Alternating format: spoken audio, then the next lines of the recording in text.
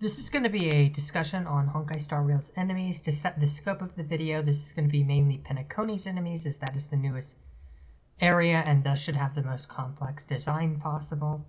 What I'm going to be looking for in the enemies is the complexity of their kit and how well they work together. This is going to be mainly a discussion video. I welcome disagreement, but I even don't expect everything that I say to be correct. But I do want to keep discussions civil.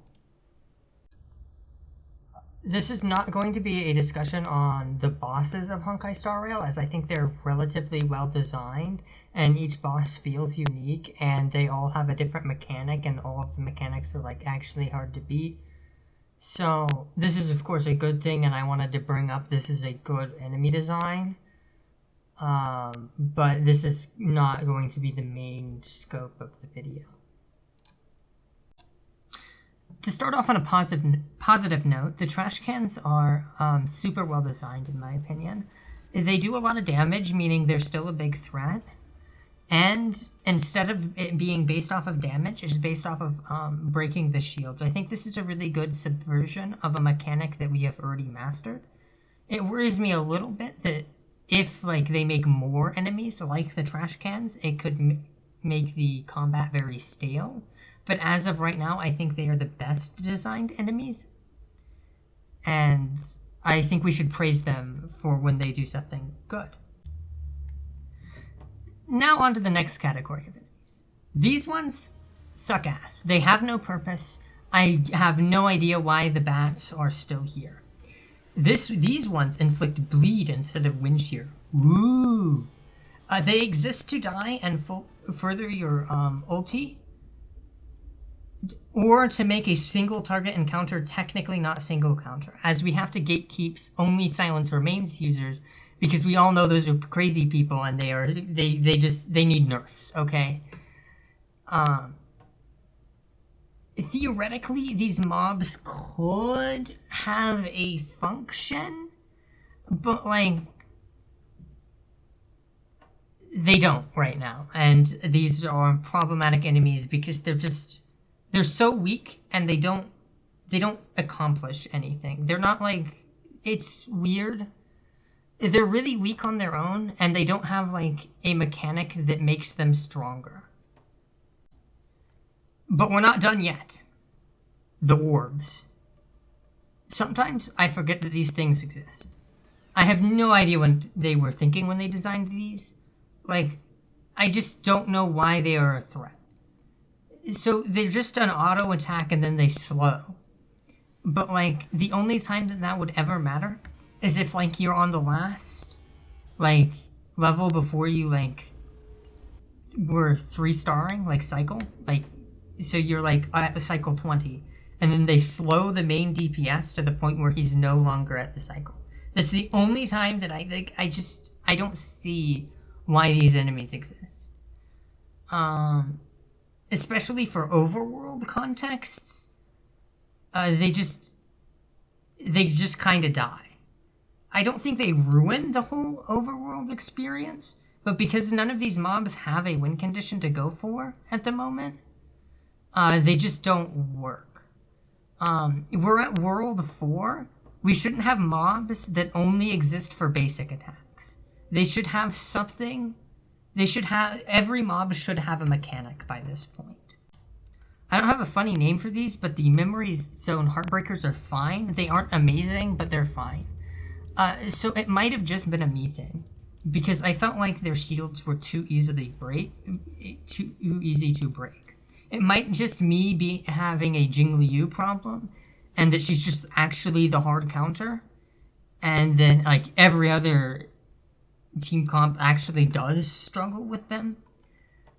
Personally, I think a very easy way to fix these mobs is to have another mob that reduces break effect efficiency, and that would actually fix them and make them more tanky like they're supposed to be.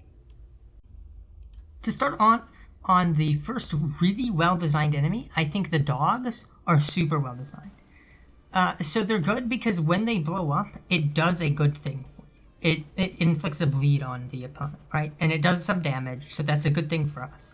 However, there's also a catch where when they die, they increase the speed of the mobs that they hit. So it's a double-edged sword that both you and the enemies can take advantage of. And I think that this is a really good showing of a good designed enemy. It's something else to note about these enemies, because this is like an overview of what enemies. They also have this weird damage stacking mechanic, but they aren't really tanky, so I don't know why they have it. Like, yeah, it's something that's there, but they just die too fast, so it doesn't really come into effect. The TVs might be my favorite design. This is because if you ignore the mechanic, you take AoE damage and you lose your energy on all your units. But if you do play around the TV's mechanics, they do literally 0 damage and they just give you energy. Like they give you so much energy, it's ridiculous. This is a great reward for players who are willing to like take their time and think about how the TV, how many hits you need to do with the TVs. I do think it's a little too easy to take advantage of them by just leaving them on happy mode and just ignoring them and dealing with them last. But like also like you're playing around the mechanic perfectly, so like maybe I think that there is a way to, so like maybe it's okay, but I do think that there might be a way that we could fix this problem and not actually have to change the enemies themselves. However, now let's go on to the 2 elite enemies. The first enemy, the monkey. The monkey is amazing. So you can exploit him by bringing a shield, and if he hits the shields, you get a decently big payoff. It doesn't completely like destroy him or anything, but I do think it's really cool that you have cool interactions, and it doesn't feel entirely like you're trying to brute force him down with numbers. You can take a more, bring a shielder, like Gepard or something. The only thing that I don't feel like they could have made these enemies do is making a cool mechanic that like both of you were trying to use, kind of like how the dogs are doing. But I think that he's fine as he is right now. He does good damage, he is a threat. And he has cool mechanics that you can take advantage of. He's not like the best designed enemy ever, but he's good enough for what the game is trying to do. The second elite enemy is the dinosaur. So you have to understand he is a very stealthy mob and he eludes sight for the first time very well. She is so fine. Wait, was that a f***ing T-Rex? I didn't notice because I was looking at Black Swan's tits. Honestly, this guy is really great just because of a few character-specific interactions that I found with him. Like, for example, Clara hitting him up to 6 counters while he's doing his, like headbutt attack. And then you hit 6 counters, he'll just immediately do his big attack. And I have never wiped from this mechanic before. And you can trust me because I'm very good at the game. You can also use his stacking mechanic against him. And as if you stack it too much, he just like blows himself up and does a big AoE attack to all the enemies. I think it's a little bit too easy to abuse, in my opinion. However, he still does feel like an elite enemy that you have to play around. So I think that to conclude about these elite enemies, I think that they are a little too easy to take advantage of. The mechanics are basically just hit him more or like bring a shielder. And like the enemies don't feel like that big of a threat anymore. To give a conclusion of the overall bosses, I think that we have some new cool mobs with interesting mechanics that are way more in-depth than anything before. They are also aesthetically good. However, I do feel like there's something missing. I might have alluded to this a little bit in the video, but I feel like the enemies lack a win condition. The best way to show what I mean by this is by an example, and unfortunately, I actually can't think of a good RPG that does this super well. You might be able to argue Pokemon Brute Forces, this type of gameplay by just having so many different options. It's really hard to like get the same type of like encounters, so each encounter is unique.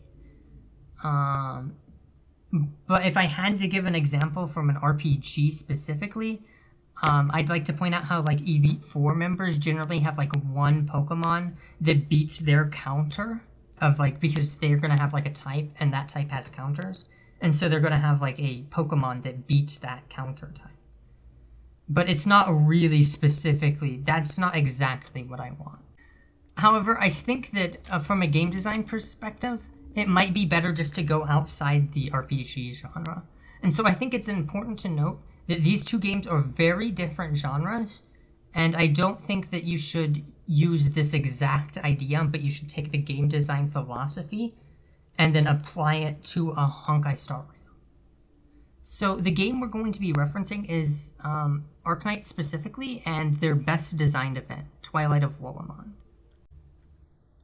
Unfortunately, in order to make my point, we're going to actually have to nerd out about a game that you've probably never played. But we're going to showcase 4 mobs and try to explain exactly what I mean by these enemies having a win condition. First up, the casters. They're super long range, and they have an ability to interact with towers that are placed around the map in order to flip it to the enemy's controls. There's also, so mob number 2, there are exploding dudes that immediately flip a tower and deal massive damage on death.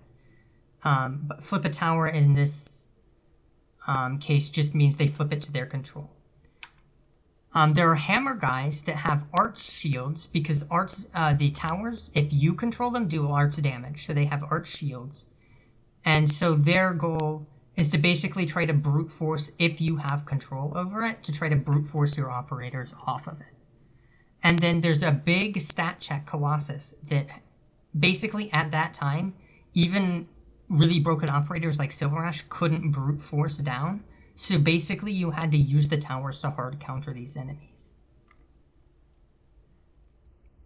I have kind of skipped out on what the towers are. They're basically an interaction point on the map where if you control them, it deals damage to enemies and it will heal your units. But if the enemies capture it, it will heal the enemies and it will deal damage to your units. I've already said this before, but the hammer guys are trying to stat check you through the tower, which is why they have the arch shield. The Colossuses are massive threats that basically you need the tower's DPS to kill. So they make the towers feel like you want to get the towers. And then the caster and the exploding guy basically interact with the towers to try to basically disrupt your taking of the towers. So it makes everything feel like a fight over these towers. And it's in a way that, like, it's just so hands-on. And I'd also like to reiterate, this is the best designed Arknights event ever. And we're comparing, like, so, like, this is the best of the best. But, like, I don't feel like that's much of a point because I think Honkai Star Rail players deserve the best of the best. So we should have interesting mechanics where both us and the enemies are fighting for something. Like a tower. I don't mean literally like a tower. Like, literally we need a tower. But we just need something that the enemies can take advantage of and we can take advantage of. That's like a mechanic, like, on a map. So you might have noticed, unfortunately, this solution, or this quote-unquote problem, is the solution to this problem is way more complicated than just adding a new mob. However, I do think this is a fixable issue. And so this is at the point of the video where I'm going to have to say I'm not a game designer. So if somebody has a better idea, please leave it in the comments. Comments, not comics. Oops. But I would like to start by proposing two different types of solutions to Penacony's mob design. So I'd like to start with a concession that we're not going to be able to change any of the mobs currently in the game as they are, as much as I would love to change the bats or the spring loaders or the orbs. We just probably can't do that. And so I see two ways of to solve this problem. Solution one is just to make mobs that synergize with the current one. We're lucky, as we already know, there's at least one mob that we haven't already fought, but we already have a model for. However, in order to make every enemy, or most enemies, to feel important, I'd argue we need at least 3 new mobs to fix this problem. Let's start with the Heartbreakers and the Orbs. Personally, I think this is the easiest fix. You just need a mob with a passive while its shield is unbroken. Break effect efficiency is lowered. This allows Heartbreakers to actually live a few turns, which is like a surprising change of pace from how they normally live.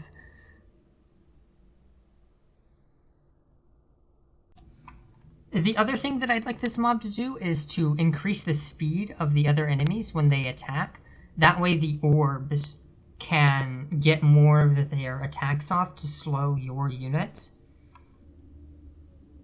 And so I think that that would at least make it clear that there's like a win condition set upon, where they're trying to tank with the Heartbreakers, and they're trying to speed up the orbs to like disrupt you, and so they get more actions off. This is a pretty nasty combo, but like it also has a counter where you can just break the mob, and so it's not like it's uncounterable. Just to add, I don't think it should have an ice weakness, else the best DPS in the game in Jing Liu just hard counters this entire like mechanic. So let's talk about the one enemy that we do know a little bit about. So we can see from in-game that this kind of looks like a clock, and I do have some ideas on how we can use the aesthetics of this mob to fix some of the current mobs. So I think the first thing to note is that it should have a pretty large HP pool, but in exchange, it's going to have a very small weakness bar. So it's going to be very easy to break this enemy. And I also think that it should be at least have a physical weakness, so when the dogs dies, they break their weakness. So now let's get on to the actual mechanics of this mob. He would have 2 passives. One, he would gain attack up to the based off of the debuffs currently on the field. This would count both counts on the mobs and the debuffs that mobs would inflict onto you. And he would have a once per fight when his weakness is broken, he gets faster instead of slowing down. The idea is because since he's kind of like a clock, he can reverse the effects of slowness once. And so another idea is that if you kill a dog, he would immediately get a turn and go off to big damage because he has a bunch of dots on him. He's kind of also a pseudo counter to dots, as they spam a bunch of debuffs on him.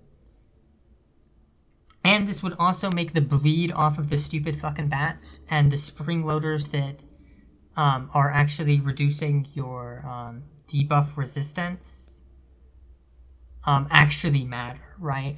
And so they would contribute to the win condition overall. And so the win condition, of course, would be spamming debuffs. However, I do think that there is some problems with this, as this enemy would have to basically be in every encounter if we wanted to actually have this cerebral experience. And I also feel like currently the enemies that we have don't put a whole lot of debuffs on us, so we would probably need some sort of debuffing enemy that would like spam debuffs, like, I don't know, bleed or windshield, to make this enemy actually hurt as much as he possibly could. So I've already said this, but this would require Honkai Star Rail team to basically, it wouldn't force them to change anything about how the current mobs work, But it wouldn't be a clean fix because basically they'd have to put these two enemies, the debuffer and the clock guys, in every single fight to be like a cohesive fight. Maybe it doesn't. Maybe they don't care too much about making every fight cohesive, so maybe they don't care. But I would also like to propose an alternate solution. So the second solution is to add a mechanic that isn't as technically associated with any of the enemies or you specifically. So let's just add like a meter at the top of the screen. Let's call it like a hype meter. And the idea is that if you do different actions, for example, auto, and then you skill, and then you auto again, you get points that begin to favor you. And the enemies, when they attack, it moves for favor towards them. And let's say if you get think of it like a tug-of-war match. So if you win the tug-of-war match, you get your whole team's bursts back and a damage bonus for a turn. And if the mobs win the tug-of-war match, they get a massive defense boost, and let's say the TVs switch to permanently angry or something like that. I could go into more in depth about exactly how this mechanic would work, but I think you get the idea. It would solve a lot of problems by making a new engaging system in the middle of combat for both the mobs and the players to try to take advantage of. It would make it feel more of a hands-on experience, and it would also give the added benefit of making each area more unique because you could make it kind of like based off of the terrain. So the reason why it'd be like a hype meter in Penacony is because like we're all in a dream and we're trying to entertain an audience. For like example, Bellabog, we could have something deal with like we're in the middle of a blizzard or something like that. And then you would just add on to the new areas so it would make it feel more unique, and it would make like the terrain you're fighting in feel more impactful. I am genuinely curious, do you think that my ideas are good, and which one did you like more? Do you agree that the games in Honkai Star Rail should be more complex? I hope you understand that this wasn't to bash the game, but it's mainly to give improvement and feedback based off of how I think the enemies in Honkai Star Rail could be improved. And lucky for us, this isn't the Genshin Impact team. So if somebody big reacts to this small-ass video, we could maybe actually get the opinions heard, and maybe we could get cooler combat systems in the future. So just remember, Genshin could never, and I hope you have a good rest of your day, and like if you liked and sub if you haven't. Thank you for your time.